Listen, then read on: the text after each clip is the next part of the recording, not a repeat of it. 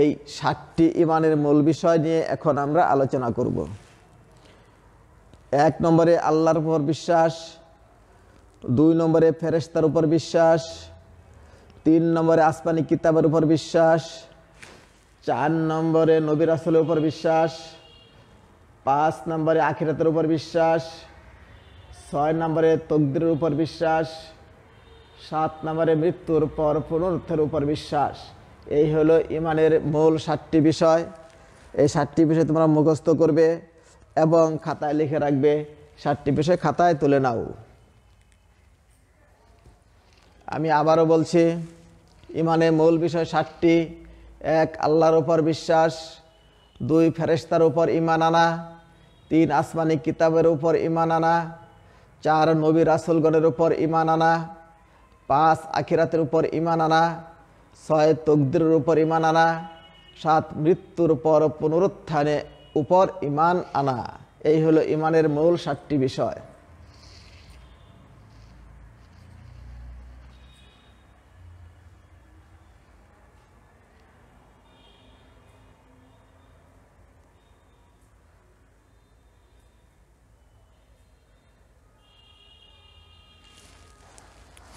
সামনে এগোও। আমরা দলীয় কাজটি এখানে করব না, বাসায় বসে প্রশ্নের উত্তর লিখবে। প্রশ্নটি লিখে নাও। ইসলামের মৌলিক বিষয়গুলি লিখো। ইসলামের মৌলিক বিষয়গুলো লিখো।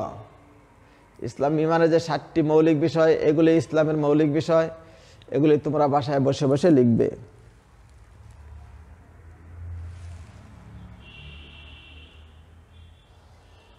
প্রিয় শিক্ষার্থী বন্ধুরা, এবার আমরা ইমানের মূল 7টি বিষয়ের একটু বিস্তারিত দেখব। প্রথমটি হলো আল্লাহর উপর ঈমান আনা, অর্থাৎ আল্লাহর উপর বিশ্বাস স্থাপন করা। এই ব্যাপারে আল্লাহ পাক কোরআন মাজিদে বলেছেন, কুল হুয়াল্লাহু আহাদ আল্লাহুস সামাদ লাম ইয়ালিদ ওয়া লাম ইউলাদ ওয়া লাম ইয়াকুল লাহু কুফুয়ান আহাদ। অর্থাৎ হে নবী, আপনি বলুন আল্লাহ এক, আল্লাহ অমুখাপেক্ষী, তিনি কাউকে জন্ম দেননি এবং কেউ তাকে জন্ম দেয়নি এবং কেউ তার সমতুল্য নেই।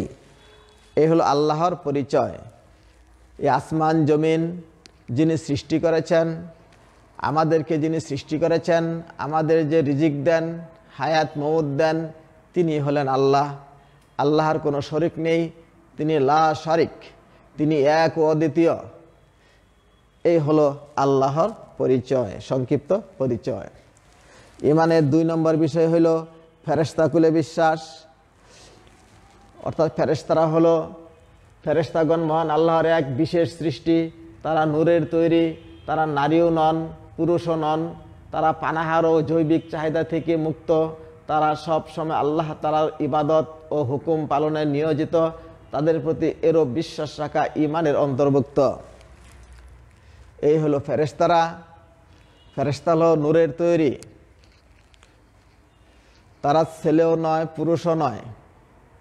তারা সদা সর্বদা আল্লাহর হুকুম পালনে ব্যতিব্যস্ত।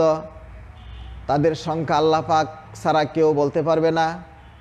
তবে 4 জন ফেরেশতা প্রসিদ্ধ। আমরা জানি 4 জন ফেরেশতা প্রসিদ্ধ।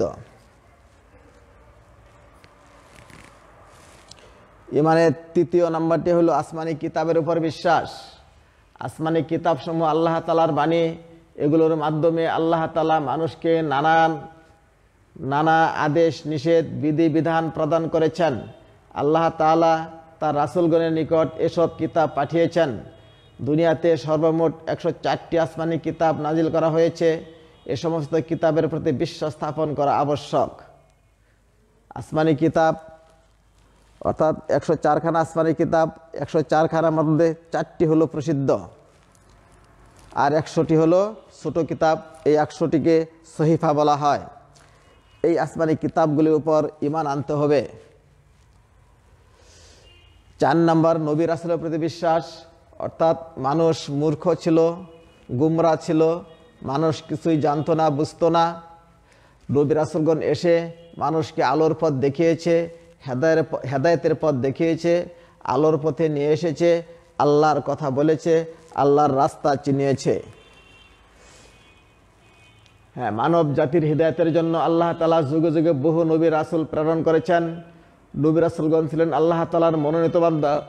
সকল সৃষ্টির মধ্যে তারাই সর্বোচ্চ মর্যাদার অধিকারী। তারা ছিলেন নিষ্পাপ।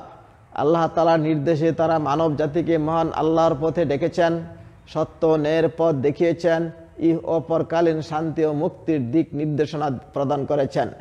নবী রাসূলগণের প্রতি এরূপ বিশ্বাস রাখা ঈমানের অন্যতম গুরুত্বপূর্ণ বিষয়।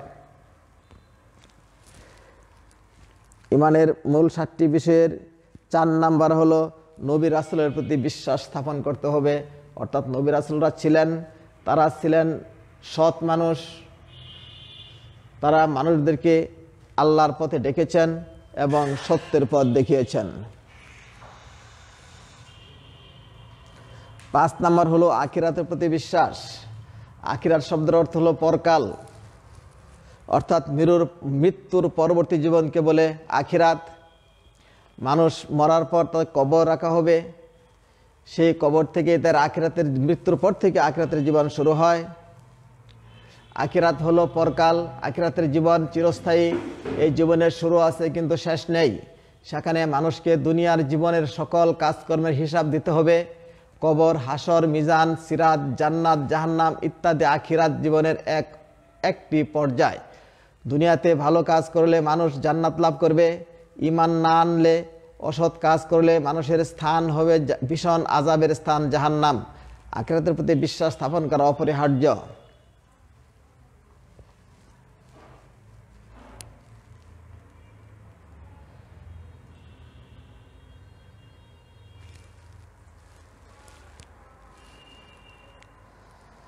ছয় নম্বর হলো তকদিরের প্রতি বিশ্বাস।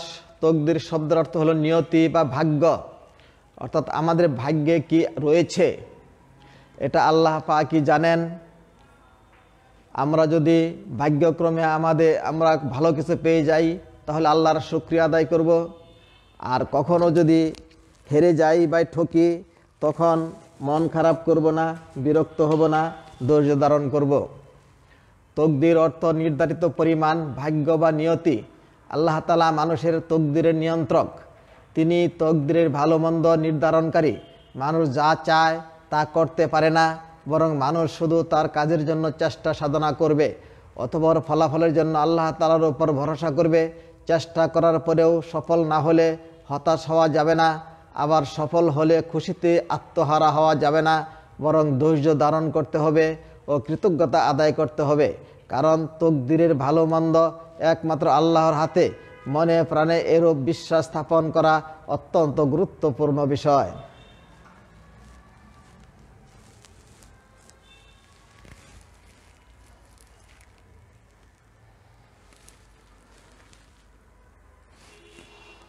সাত নম্বর বিষয় হলো পুনরুত্থানের প্রতি বিশ্বাস। মানব জীবন 2 ভাগে বিভক্ত, ইহকাল ও পরকাল। ইহকাল হলো দুনিয়ার জীবন আর পরকাল হলো মৃত্যুর পরবর্তী জীবন। আল্লাহ তাআলা মানুষকে মৃত্যুর পর আবার জীবিত করবেন। সে সময় সকল মানুষ হাসরের ময়দানে একত্রিত হবে। আল্লাহ তাআলা সেদিন বিচারক হিসেবে মানুষের সকল কাজকর্মের হিসাব নেবেন। অতঃপর মানুষকে তার ভালো কাজের জন্য জান্নাত এবং মন্দ কাজের জন্য জাহান্নামে প্রেরণ করাবেন। মৃত্যুর পর আমাদেরকে পুনরায় জীবিত করা হবে, এই বিশ্বাস রাখা ঈমানের অপরিহার্য বিষয়। অর্থাৎ মৃত্যুর পর আমাদেরকে আবারও আমাদের ভালো মন্দ কাজের বিচার করার জন্য, ভালো কাজের জন্য জান্নাতে পাঠানোর জন্য, মন্দ কাজের জন্য শাস্তি ভোগ করার জন্য আবার আমাদেরকে জীবিত করা হবে। একে বলা হয় পুনরুত্থান। এর উপর ঈমান আনা ইসলামের মৌলিক বিষয় 7টির একটি, সর্বশেষ পর্যায়ে এটি।